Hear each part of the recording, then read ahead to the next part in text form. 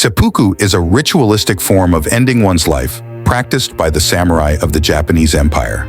Nevertheless, it remains unclear and challenging to trace the origins of this ritualistic form of ending one's life.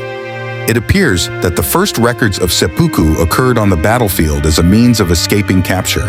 Rather than being captured by their enemies, ancient Japanese warriors preferred to end their lives through this ritual.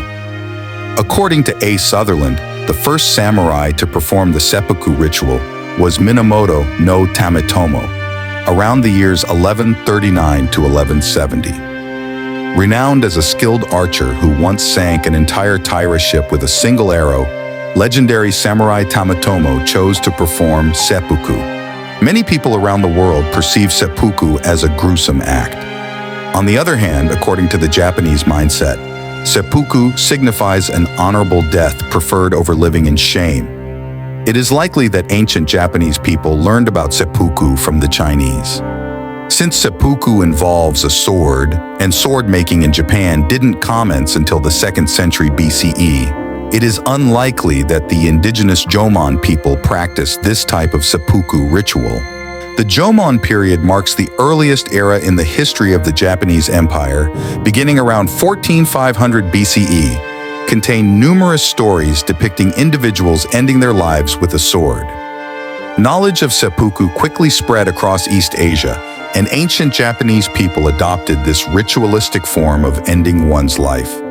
Minamoto no Tamat Tomo, also known as Chinzei Hachiro Tamat Tomo, was a samurai and a member of the Minamoto clan. One of the things that made Tamat Tomo famous was his skill in archery. Some people consider him a pioneer of the seppuku ritual. A crucial moment in his history occurred in 1156 during the political conflict between Emperor Go-Shirakawa and Emperor Sutoku, known as the Hogan Rebellion. Tamat Tomo fought on the side of Emperor Sutoku and faced defeat. Following this defeat, he was exiled to Izu Island by the Taira clan. Fortunately, the enemies spared Tamat Tomo's life. Several years later, the vengeful Minamoto no Tamat Tomo encountered his enemies again in northern Honshu and shot an arrow that destroyed a Taira ship. Author Ben Hubbard, in his book The Samurai Swords, Shogun, and Seppuku, writes that this highly targeted and potentially painful final shot would pass through two sides of the ship filled with Taira samurai, sinking it. While this bestowed Tamat Tomo with a dubious legacy of the first recorded seppuku, more would unfold in the subsequent Genpei War. Even though the era of the samurai class ended after the Meiji Restoration in 1868, the tradition of seppuku continued during World War II. In 1945, as Japan faced imminent defeat, a number of military officers and civilians resorted to seppuku. This ritual is still considered an honorable act performed by individuals to avoid shame or demonstrate strong loyalty to principles or leaders. Furthermore, post-World War II, there are still reports of individuals engaging in seppuku. One widely known incident occurred in November 1970.